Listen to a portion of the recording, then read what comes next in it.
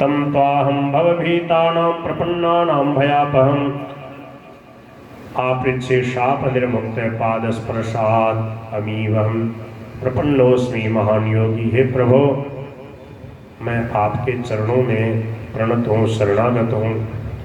भगवान ने कृपा करी और भगवान को प्रणाम करके वह कहने लगा, ब्रह्मदंडात विमुक्तो हम। हे प्रभो, आज आपके दर्शन स्पर्श करके मैं उस ब्रह्म शाप से मुक्त हो गया हूँ। आपके दर्शन, आपके प्रेमी भक्तों के भी दर्शन सत्य पुनाति, आपके दर्शन से ही पवित्रता आ जाती है। फिर आप किसी को छू ले तब तो कहना ही क्या है। भगवान की परिक्रमा करके और वह अपने दिव्य लोक को चला गया। निशाम्य कृष्ण से तदात्म वैभवम ब्रजो कसो विस्मित चेत सस्ततः। ब्रजवासियों को बड़ा आश्चर्य हुआ कि देखो, हमारे लाला कृष्ण कन्हैया कितने प्रभावशाली हैं, इनका स्पर्श होते ही इसका कल्याण हो गया। एक समय की बात है, कदाचिदथ गोविंदो रामश्चाद्भुत विक्रमः विजहरतुर्वने रात्र्यां मध्य गौरजयोषिताम्। मध्य रात्रि के समय में भगवान श्री कृष्ण और बलराम अलग अलग क्रीड़ा कर रहे, गोपियों के साथ विहार कर रहे थे। शंखचूड़ नाम का दैत्य आया, जो कुबेर का अनुचर था। उसने देखा, उसकी बुद्धि खराब हो गई। कुछ गोपियों को उठा करके वह उत्तर दिशा की तरफ भागने लगा। गोपियां रोने लगी, चिल्लाने लगी। तब भगवान श्री कृष्ण और बलराम उनके पीछे पीछे गए। दोनों भाइयों ने देखा कि जैसे कोई डाकू गौं को लूट ले जाए, वैसे ही है हमारे प्रेयसी गोपियों को लिए जा रहा है। और वे हा कृष्ण हा राम पुकार कर रो पिट रही हैं। दोनों भाई उसकी ओर दौड़े और गोपियों से कहा, डरो मत। हाथ में शाल का एक वृक्ष लेके बड़े वेग से क्षण भर में ही उस नीच यक्ष के पास भगवान पहुंच गए। यक्ष ने देखा कि काल और मृत्यु के समान ये दोनों भाई मेरे पास आ पहुंचे हैं। तब वह मूड घबरा गया। उसने गोपियों को वहीं छोड़ दिया, स्वयं प्राण बचाने के लिए भाग खड़ा हुआ। तमन बधावत गोविंदो यत्र यत्र सधावती।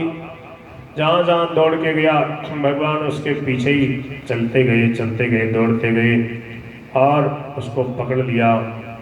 उसके सिर की चूड़ामणि निकालना चाहते थे और कुछ देर दूर जाके पकड़ करके उसके कसकर एक घुसा जमाया और चूड़ामणि के साथ उसका सिर भी धड़ से अलग कर दिया।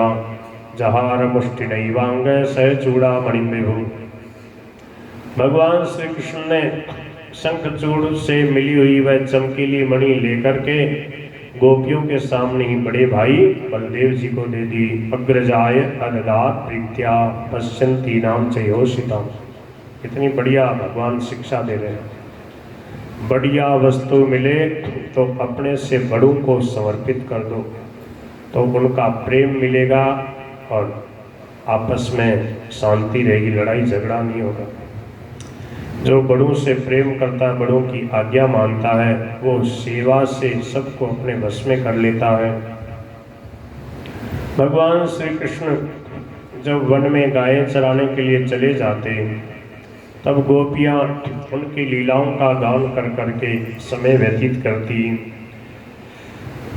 गोपियाँ कहती, हे सखी, अपने प्रेमी जनों को प्रेम प्रदान करने वाले, द्वेष करने वालों का कल्याण करने वाले श्याम सुंदर नटनागर जब बाएं कपोल, बाएं गाल की और बाएं बाँह को ऐसे लटका करके भौएं नचाते हुए मुरली बजाते हैं, तब उनकी अंगुलियों को छेदों पे, बंसी के छेदों पे फिरा के मधुर तान चढ़ते हैं। उस समय सिद्ध पत्नियां आकाश में अपने पति सिद्ध गणों के साथ विमानों पे चढ़ के आ जाती हैं।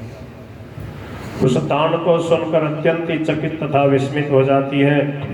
पहले तो उन्हें अपने पतियों के साथ रहने पर विचित्र की यह दशा देखकर लज्जा मालूम होती, फिर क्षण भर में ही उनका प्रेम इतना बढ़ जाता, वे भगवान से मिलने की लालसा से अचेत सी होने लगती और उनके वस्त्र खिसकने का भी उनको ध्यान नहीं रहता। ऐसी देवांगनाओं की दशा हो जाती है भगवान की मुरली को सुनकर।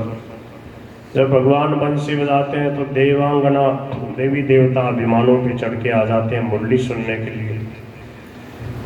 एक सखी कहती है, हे गोपियों, ये नंद नंदन कितने सुंदर हैं। जब ये हंसते हैं तब हास्य रेखाएं हार का रूप धारण कर लेती हैं, शुभ्र मोती सी चमकने लगती हैं। हे सखी, उनके वक्षस्थल पर लहराते हुए हार में हास्य की किरणें चमकने लगती हैं। उनके वक्षस्थल पर जो श्रीवत्स की सुनहली रेखा वह तो ऐसी जान पड़ती है मानो श्याम मेघ पर बिजली ही स्थिर रूप से बैठ गई हो। वे जब दुखी जनों को सुख देने के लिए विरही लोगों को के मृतक शरीर में प्राणों का संचार करने के लिए बांसुरी बजाते हैं, तब ब्रज के झुंड बैल गाय हिरण आदि सब उनके पास दौड़ के चले आते हैं। केवल आते ही नहीं है सखी, दांतों से चबाया हुआ घास का ग्रास उनके मुंह में ज्यों का त्यों पड़ा रह जाता है। वे न उसे निगल पाते न उगल पाते हैं। दोनों कान खड़े करके गाय बैल जितने जीव जंतु हैं वो सब भगवान की तरफ देखते हुए उनकी मुरली का पावन जो है रव पावन ध्वनि सुनते हुए चित्रलिखे से हो जाते हैं। उनकी ऐसी दशा होना स्वाभाविक ही है, क्योंकि ये बांसुरी की तान उनके चित्त को चुरा लेती है। हे सखी, जब ये नंद के लाडले लाल अपने सिर पर मोरपंख का मुकुट बांध लेते हैं, घुंघराली अलकों में फूल के गुच्छे खोस लेते हैं, रंगीन धातुओं से अपना अंग रंग लेते हैं, अंग रंग लेते हैं, नए नए पल्लवों से वेश ऐसा सजाते हैं जैसे कोई बहुत बड़ा पहलवान हो, फिर बलराम जी और ग्वाल वालों के साथ बांसुरी में गोंग का नाम ले लेकर के उन्हें पुकारते हैं। उस समय हे प्यारी सखियों, नदियों की गति भी रुक जाती है।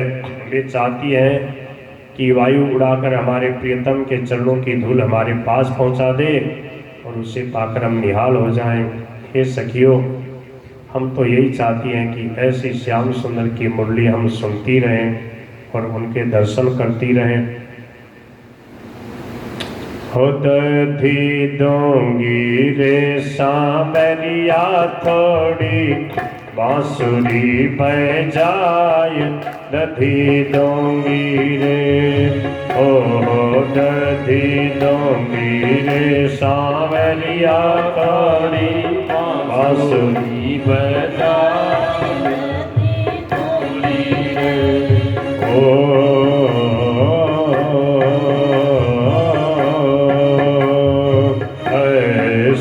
बजाय जैसी जमुना तट पर बाजी रे, ऐसी बजाय जैसी जमुना तट पर बाजी रे। और बह तोड़ो नीर तुरत थम जाय, दधी दूंगी रे, बह तोड़ो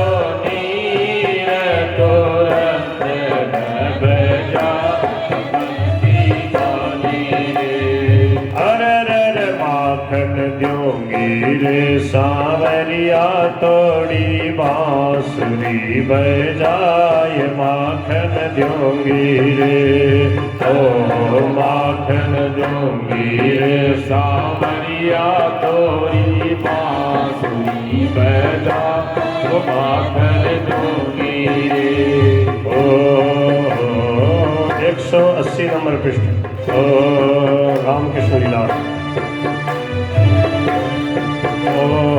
ऐसी बजाय जैसी माधोवन में बाजी रे, ऐसी बजाय जैसी माधोवन में बाजी, ऐसी बजाय जैसी माधोवन में बाजी रे, ऐसी बजाय जैसी माधोवन में बाजी रे।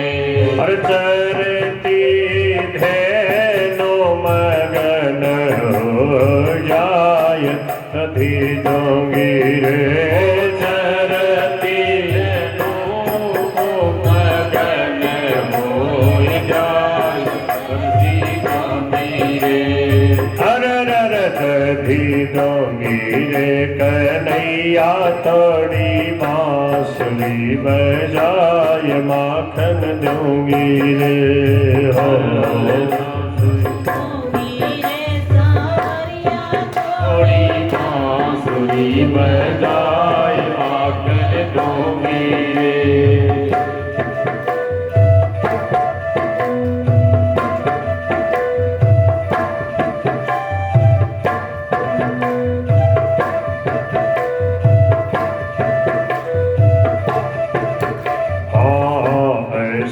बजाय जैसी बंसी वट पे बाजी रे ओ ऐसी बजाय जैसी बंसी वट पे बाजी रे।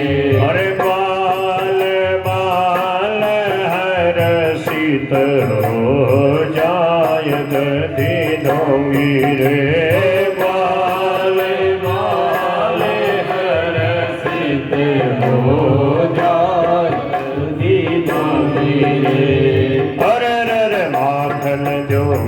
रे सांवरिया थोड़ी बांसुरी बजाए माखन दूंगी रे हो माखन दूंगी रे सांवरिया थोड़ी बांसुरी बजाए माखन दूंगी रे।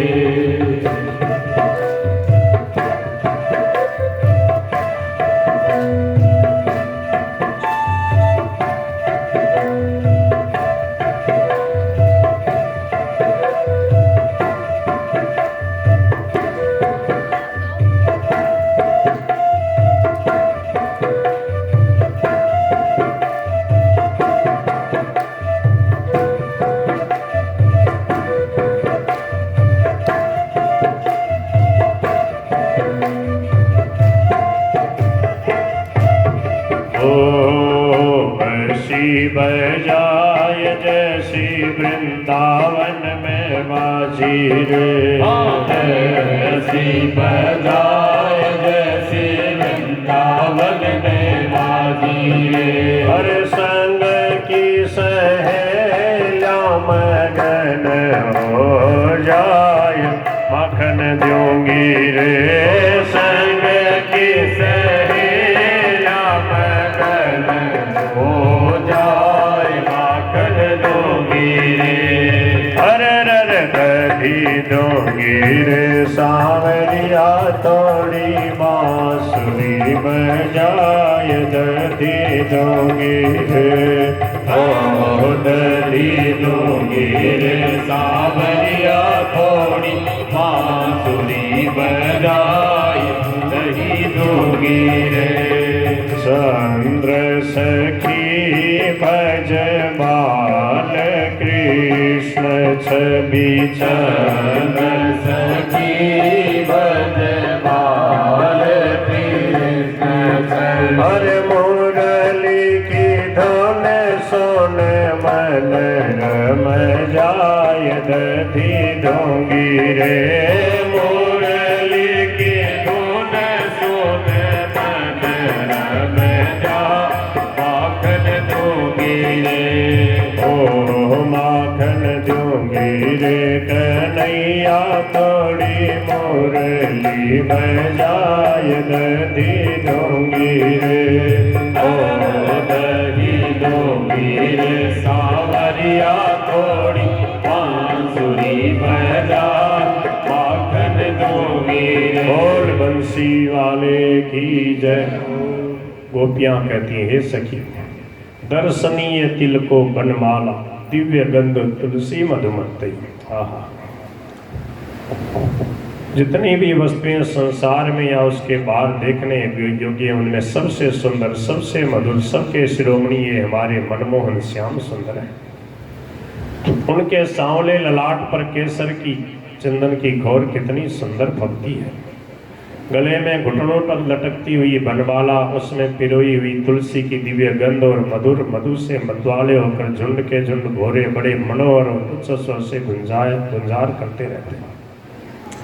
हमारे प्यारे श्याम सुंदर नटनागर जब औरों की उस गुनगुनाहट का आदर करते हैं और उन्हीं के स्वर में स्वर मिला के बांसुरी फूकने लगते हैं, उस समय मुनिजन मोहन संगीत को सुनकर सरोवर में रहने वाले सारस हंस आदि पक्षियों का भी चित्त उनके हाथ से निकल जाता है।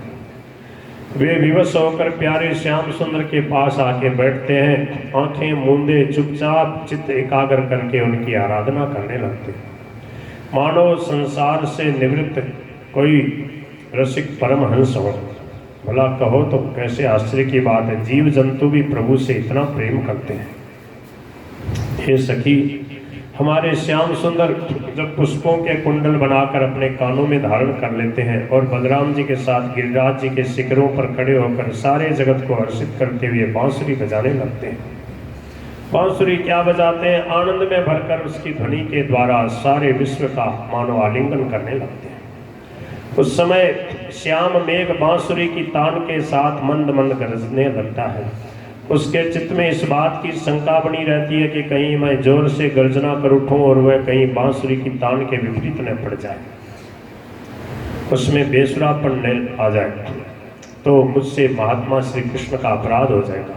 वह इतना ही नहीं करता, जब वह देखता कि हमारे सखा घनश्याम को घाम लग रहा है, धूप लग रही है, तब वह उनके ऊपर आकर छाया कर लेता है और वह तो प्रसन्न होकर बड़े प्रेम से उनके ऊपर अपना जीवन ही न्यौछावर कर देता है। नन्ही नन्ही बूंदों को बरसाने लगता है, मानो दिव्य पुष्पों की वर्षा कर रहा हो। कभी कभी बादलों की ओट में छिपके देवता भी पुष्पों की वर्षा करते रहते हैं। हे सखी, अब गोपियां यशोदा मैया से कहती हैं, हे सती शिरोमणि यशोदा, तुम्हारे सुंदर कुंवर कन्हैया ग्वाल वालों के साथ खेल खेलने में बड़े निपुण हैं। विविध गोपचरणेषु विदग्धो वेणुवाद्य ऊर्ध्वा निज शिक्षा, तव सुतः सती यदाधर बिंबे दत्त वेणुरनयत स्वर जाति। स्वामी जी महाराज कहते थे, देखो भगवान की लीला कथा ऐसी है, बालक बूढ़ा जवान पढ़ा लिखा अनपढ़ सबको पवित्र कर देती है, सबका प्रभु की लीला में मन लग जाता है। फिर एक दिन की बात बताते हैं आपको। स्वामी जी महाराज उस समय बहुत छोटे थे। कितने छोटे थे क्या बताएं, संतों के पास में रहते थे, शायद दासोड़ी की ये बात है। बछड़े वगैरह चराते थे स्वामी जी, और भी कई छोटी छोटी गुरु जी की सब सेवाएं करते। तो स्वामी जी महाराज ने ये बात कही, मैंने सुनी थी प्रवचन में, आपने सुनी होगी। गुलाब सिंह जी महाराज जी बोले कि सावन में कथा होती है, गांव गांव में पहले कथा खूब होती थी, अभी भी आजकल भी होती है। शहरों में होती तो होती है, गांव गांव में होती है कि नहीं भगवान जी ने। तो बोले कि मेरे को भगवान की लीला बहुत अच्छी लगती थी। तो बोले उस दिन कृष्ण भगवान की लीलाओं का वर्णन होने वाला था और गुरु जी ने कोई काम उड़ा दिया। उसी समय कोई ऐसा काम उड़ा दिया और मेरे को दूर जाना पड़ा। तो स्वामी जी महाराज कहते, मेरे को आंसू आ गए, खूब रोना आया कि देखो आज मेरे को कन्हैया की लीला सुनने की इच्छा थी, आज कन्हैया की बाल लीलाओं का वर्णन होने वाला था, ऐसा काम आ गया 2-3-4 घंटे के लिए, तो उसमें दूर जाना पड़ा। तो बोले कि बचपन की मेरे को याद है, बोले उस समय मेरे को रोना आ गया कि देखो आज मैं कथा नहीं सुन पाया, आज ही भगवान की लीलाएं सुनने का मौका था। तो स्वामी जी महाराज अभी जो मैंने भजन गाया, ये भजन गाते गाते भगवान स्वामी जी महाराज इतने भाव विभोर हो जाते, मगन हो जाते, मुग्ध हो जाते थे। कई बार जब भगवान की चर्चा चलती तो महाराज जी भाव विभोर हो जाते, आंखों में आंसू आने लग जाते। और भगवान की सख्य भाव की जो लीला, गोविंद सखा का जो चरित्र है, स्वामी जी महाराज बार बार पढ़ते सुनते, कई बार उसका वर्णन करते थे। आपने फोटो देखी होगी स्वामी जी के कमरे में, गोविंद सखा पीठ पे कन्हैया को बैठा रखा है और वो लीला जो है महाराज जी के कमरे में, वो जो चित्रकार था साधक आर्ट गोपाल श्री माधोपुर का, उसने बढ़िया सुंदर, एक तो नरसिंह भगवान की, एक वो कन्हैया गोविंद सखा के कंधे पे बैठ करके और लीला कर रहे, वो छवि महाराज जी देख देख के खूब हंसते थे। जब पहली बार राजेंद्र दास जी महाराज का गीता भवन में सत्संग हुआ 2004 में, वो जो गीता भवन की मिठाई की दुकान है वहाँ पे उनकी कथा हो रही थी, तो नवग्राम जी महाराज उनको लेके आए। राजेंद्र दास जी महाराज उसमें 34 वर्ष के थे, लगभग 20 साल पहले की बात है। तो क्या है कि वो गोविंद सखा का उन्होंने चरित्र सुनाया। किसी ने उनको कह दिया कि महाराज जी को ये पसंद है। आधे घंटे तक राजेंद्र दास जी महाराज पास में बैठ के, जहाँ महंत जी बैठते वहाँ बैठ करके सत्संग सुनाई, गोविंद सखा का चरित्र सुनाया। स्वामी जी महाराज आंसू पूछते रहे, आंखों में आंसू बहते रहे। तो महाराज जी कहते थे, भक्त और भगवान का पावन चरित्र हृदय को निर्मल कर देता है। भक्तों की बातें सुनते हैं, पढ़ते हैं, कैसे भगवान से गोपियाँ प्रेम करती हैं, कैसे सखा प्रेम करते हैं, कैसे सुदामा जी, कैसे अमरीश जी, कैसे प्रहलाद जी भगवान का गुणगान कर रहे हैं, प्रभु से प्रेम करते हैं। भागवत जी में क्या है, भक्त और भगवान का पावन चरित्र का वर्णन है। जो गहरे सत्संगी, पुराने सत्संगी अच्छे, तो वो क्या है कि हर कहीं हर किसी की भागवत पसंद नहीं करते। क्यों? क्योंकि भागवत जी की जो बातें हैं वो नहीं सुनाते तो उनका मन नहीं लगता। भागवत जी को खुद भी आदर करते हैं, पढ़ते हैं, सुनते हैं, समझते हैं। भागवत जी मूल से पढ़ के सुनाई जाए, इसमें रस भरा हुआ है, इससे कल्याण होता है। संतों की कृपा से, भगवान की कृपा से ये हमें शिक्षा मिली है। हम 7-8 दिन तक, जितने दिन तक कोई कथा करवाता है तो पढ़ पढ़ के सुना देते हैं, और स्वामी जी के बजरंग जी वाले भजन कीर्तन वही हमें पसंद आते हैं तो वो सुना देते हैं। हमारा भी उससे कल्याण है, आप लोगों का भी कल्याण है। बोलो भक्तवत्सल भगवान की। तो गुलाब सिंह जी आ जाओ, थोड़ा कुछ सत्संग सुना दो। कभी कभी दर्शन होते हैं आपके, आगे फिर हम और आगे कथाएं कह देंगे। आ जाओ, आपको फिर कहीं विलम्ब हो रहा होगा, आ जाओ, थोड़ी देर आ जाओ। माथुर साहब आगे दिया उनको। बोलो गिरधर गोपाल की। 5-10 मिनट सुना दो। आपकी वाणी हमें बहुत अच्छी लगती है, क्योंकि आपकी वाणी की एक विशेषता हमने देखी, जब भी आप बात करते हो तो साधक संजीवनी की बात आपके जो है सत्संग में आई जाती है। और साधक संजीवनी स्वामी जी महाराज का जीवन है, साधक संजीवनी स्वामी जी महाराज का स्वरूप है। साधक संजीवनी की बात करने वाले, सुनाने वाले वो हमें बहुत प्यारे हैं। हमारा भी साधक संजीवनी पढ़ करके ही स्वामी जी के पास आना हुआ। साधक संजीवनी क्या है ये तो पढ़ने से ही पता लगता है। ये इनका खुद का ही जीवन प्रमाण है, गुलाब सिंह जी का ही। पहले ये सोचते थे कि मैं तो स्वामी जी कंदरा यहाँ साधक संजीवनी के पढ़ लूँ, ये तो नया लोग पढ़े, और जब पढ़ते हैं तो अब इनको मालूम पड़ रहा है। जितनी बार हमने साधक संजीवनी पढ़ी उतनी बार नई नई बातें, नए नए भाव समझ में आते हैं। और अपने श्याम जी तो देखो 15-20 बार पढ़ चुके और चलते ही रहती है साधक संजीवनी। कृष्ण सत्संग भवन में भी चल रही है, 3 जगह साधक संजीवनी चल रही है। एक विश्वनाथ जी के मंदिर में, वो क्या नाम है, भैया जी बैठे हैं जो नीली शर्ट वाले, विनोद सोमानी। हाँ, तो ये डेली वहाँ पर साधक संजीवनी श्याम जी के साथ चलाते हैं। कांताबाई वगैरह वहाँ कृष्ण सत्संग भवन में चलाती हैं। और गुलाब सिंह जी के यहाँ विशेष साधक संजीवनी चल रही है अभी चौमासे में, तो थोड़ा इनसे निवेदन कर रहे हैं। मातुर साहब, राम राम। वसुदेव सुतं देवं कंसचाणूरमर्दनं देवकी परमानंदं कृष्णं वंदे जगद्गुरुं। आदरणीय गुलाब सिंह जी के बारे में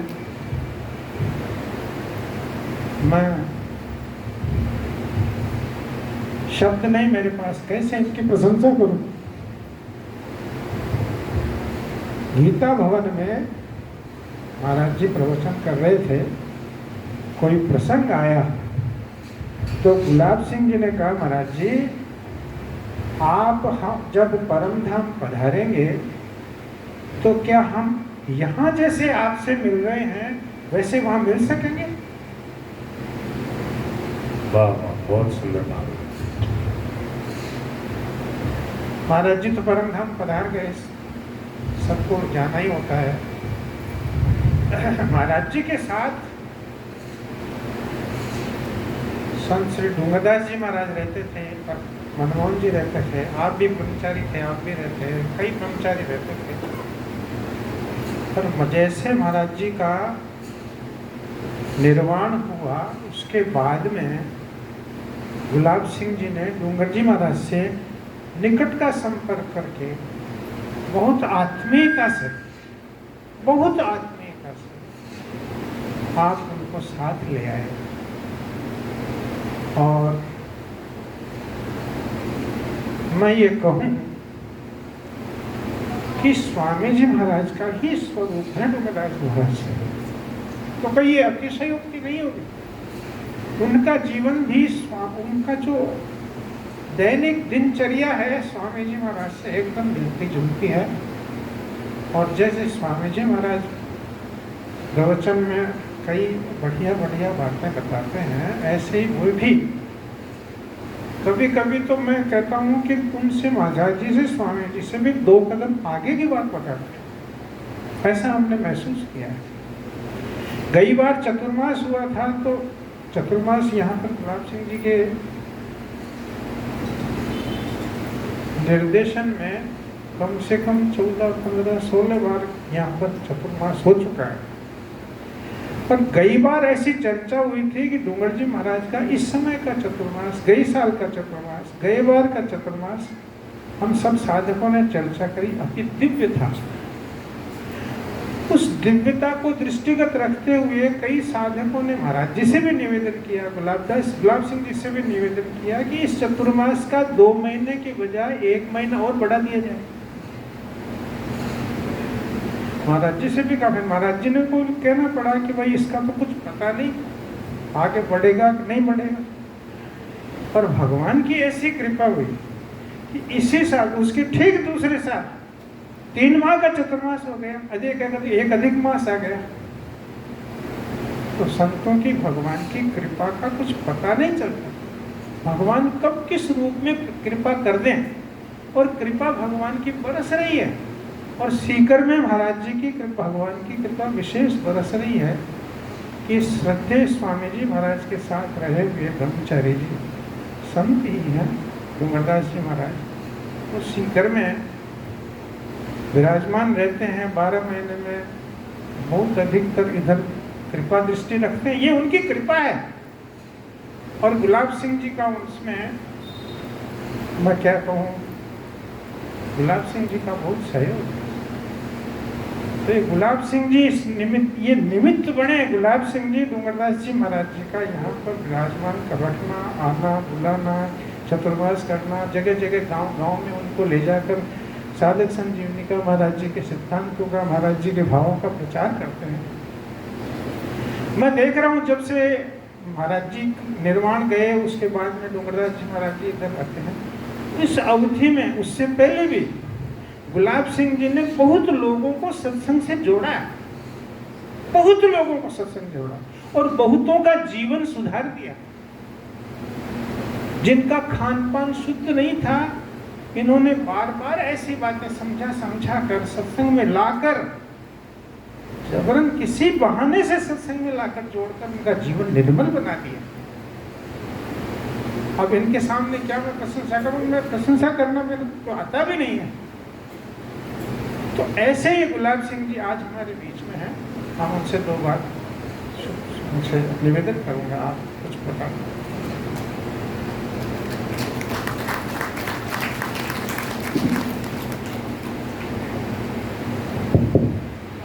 नारायण, ये तो संत श्री रामानंद जी महाराज का, नारायण जी महात्व साहब का भाव है। और वास्तव में मेरी योग्यता तो मैं खुद जानता हूँ ऐसा है नहीं, लेकिन ये स्वामी जी महाराज से